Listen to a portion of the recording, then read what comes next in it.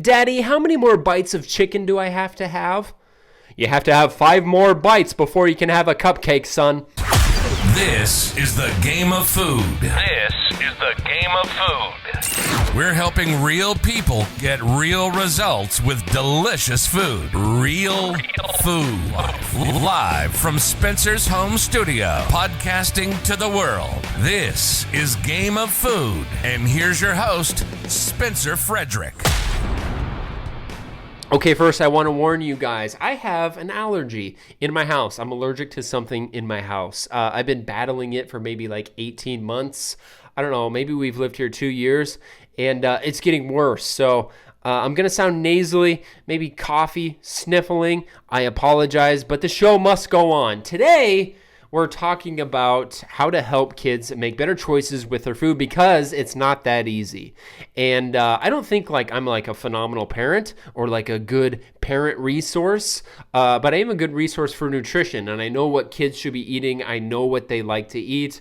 And I know kind of the psychology around it because that's really the biggest point is like how do you get them to eat is not just like have the food sources. Sometimes you have to do little tricks or have, certain routines or be a good example. And that's what we're going to get into today because what's really cool is I have a lot of clients that are requesting this. And that's partially why I'm making this podcast is because parents or even aunts and uncles that don't have kids or grandparents, when they have their nieces and nephews and grandkids over, they want to feed them the right thing. And so that's partially why I'm making this podcast. The other reason is because I've been frustrated with my kids lately, as in yesterday, the day before, for the last week. And partially it's because of my laziness. So I'm usually kind of tough on the nutrition with the kids because I know it's kind of a mental thing. It's a routine thing and I have to set a good example. Now, sometimes I get lazy as a dad and I let them grab the easy stuff, the convenient stuff, or I even make convenient stuff that isn't healthy because it's quick, it's easy. I know they like it. I know they'll eat it. And I kind of get into that trap. And I've been in that trap lately, and now I'm seeing some bad habits with my kids. What they're doing sometimes, now my kids are little. This does apply to high school kids. This does apply to older kids. My kids are little, between toddler to, but they're younger. And what they've been doing is they've been picking around the stuff that they think they don't like. Now, keep in mind, sometimes they've had these foods before and they're like, this is yummy. And then for whatever reason, they have something in their head that says they don't like it anymore. And they're picking around it. Or what they do, this is, I shouldn't say this is this annoys me the most or anything, but it does. It annoys me the most when the kids do this is when we prepare a meal, they don't think they like it, or they're focused on a treat afterwards. They know that they can go into the pantry and get a Rice Krispie bar, a granola bar, or maybe grab whatever they want out of the pantry or fridge later so they don't eat the actual meal. And so what they do is they have 2 to 4 bites and they're like, I'm just not hungry today. I'm full, Dad. Can I be excused? And then, I'm kind of annoyed, but after, they stick with their guns and they don't eat the meal, I'm like, okay, whatever. And then here they are 90 minutes later, I'm starving, I'm hungry, can I have a treat, can I have a snack? And so that's the game we've been playing. And so that's why I'm making this podcast, for those 2 different reasons. And so the title of this podcast, I don't really ever know the title before I start. I don't even really always take notes on these podcasts, but it's probably going to be titled something like 6 Ways to Get Your Kids to Make Better Choices with Their Food and Make You Feel Like a Good Parent, or aunt, or uncle, or grandparent. A lot of us care. We want our kids to eat the right stuff. So let's get into it. Number 1 is offering choices. So instead of saying, recently I fed my kids shrimp. My little girls love it. They pounded it. They ate it all.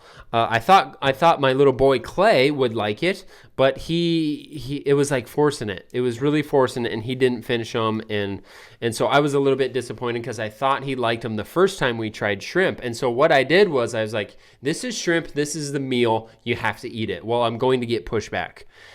Kids are humans too. You can't do this to an adult, eat this food now. We would push back too. And so if I said, Clay, do you want shrimp, chicken, or turkey? I would be happy with any of those choices. And then what he would do is he'd be thinking of which one of those he thought were his favorite or whatever he liked, or hey, Clay, do you want blueberries, strawberries, or cantaloupe? Which one of those would you like? And he would probably pick one. So offering choices gets them thinking about which one of these options should I eat versus eat this now. They're going to push back. Okay, let's jump to number 2.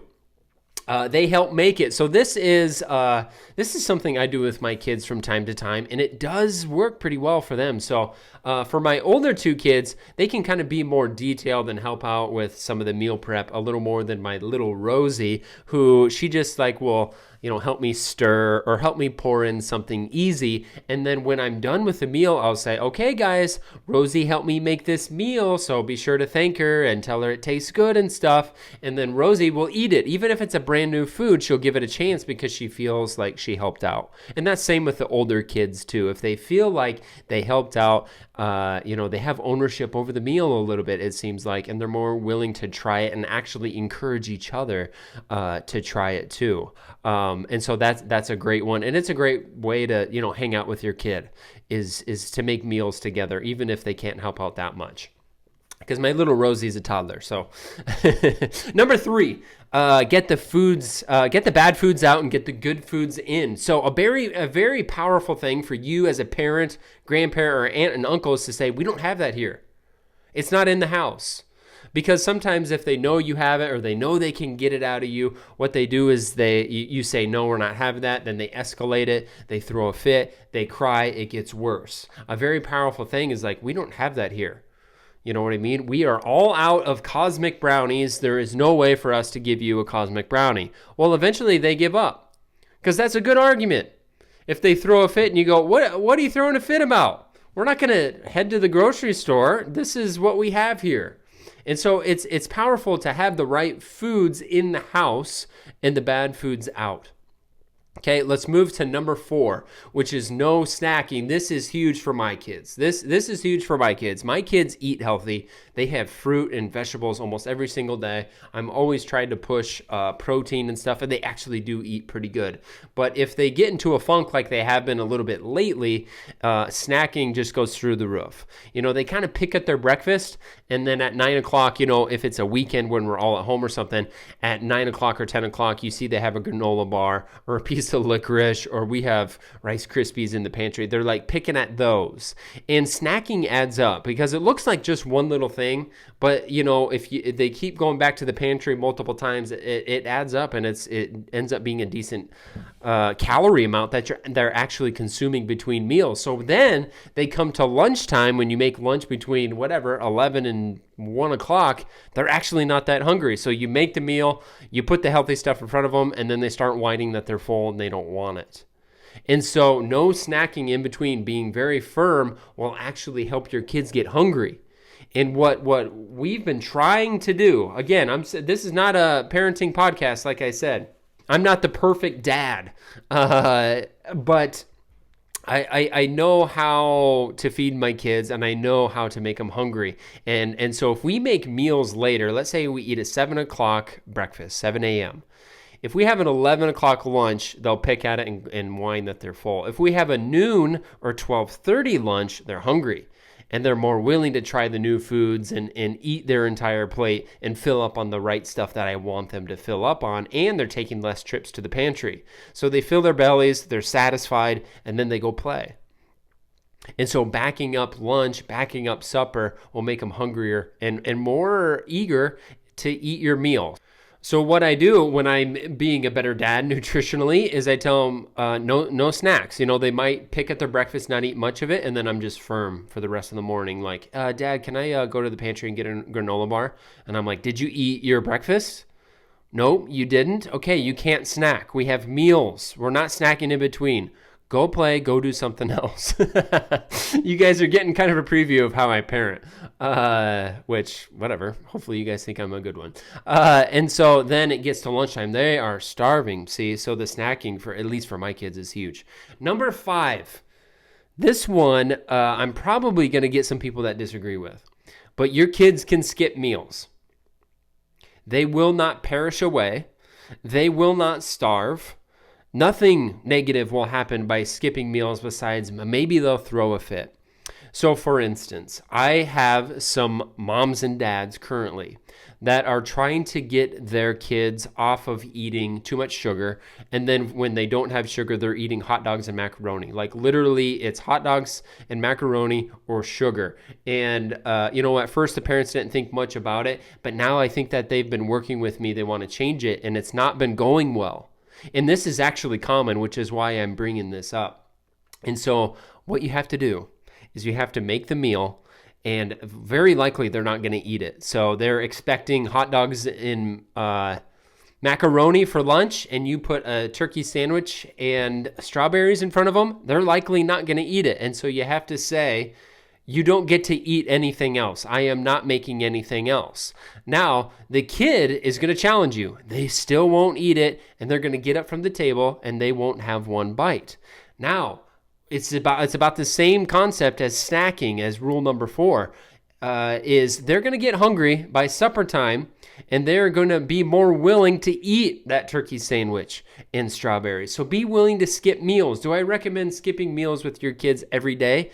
Absolutely not. Do I recommend skipping meals to help them make better nutritional choices and learn that they actually like some of this stuff? Because when you are successful and you limit the snacking, the kids snacking, and you limit, or I shouldn't say limit, and you have them skip a meal for not trying something new, they find new foods that they love. I promise you. So don't be too concerned if you have to skip a meal as like a borderline punishment for being too picky of an eater, because that's not what you want them to do. You don't want them to grow up, they're 23 years old, claiming that they still only enjoy McDonald's fries, macaroni, and sugar, because that is going to end bad. They're just not going to have the body that they want. They might get picked on, whatever. And eventually, maybe when they get to 30s, 40s, beyond, they will have some health concerns. And so you have to change how they identify themselves, the definition around food. They are someone that tries different foods and considers other options. I know that one's tough, but it works. So just give it a try before you beat me up. Okay, number 6, being a good role model.